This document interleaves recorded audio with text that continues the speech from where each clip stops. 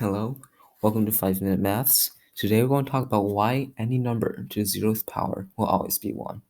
So a lot of you know that any number to the 0th power will always be 1, but a lot of you will ask, why is any number times 0 of itself equals to 1? You all know that exponent is just pretty much how many times that base number is multiplied by itself. So if a base number multiplies 0 times, why is it 1? So today we're going to answer that question. So let's have 3 exponents here. We'll have 3 to the 4th, 3 cubed, and 3 squared. So that will compute to 81, 27, and 9. So if you look closely at our exponents, we have 4, 3, and 2. We go down 1 every single time, and we need to see what effect will this have on our result. So if we look closely at our results here, we have 81, 27, and 9. What happens when each exponent goes down by 1? So looking at 81 to 27 to 9.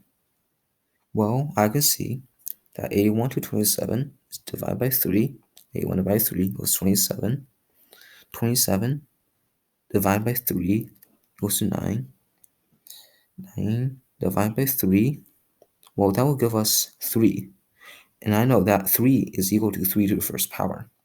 Okay, I think I got something here. So let's clear everything.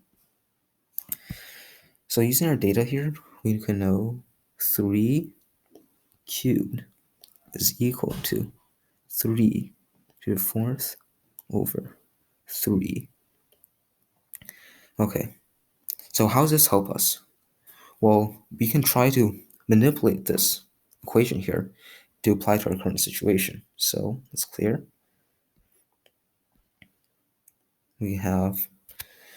So we want to find 3 to the 0th power. So how do we do this?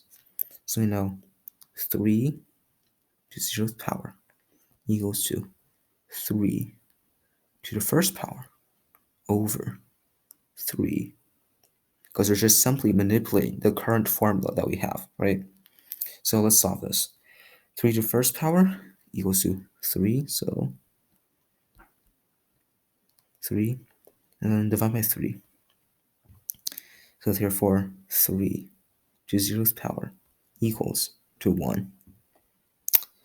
And another thing we can notice here, we're always dividing by 3.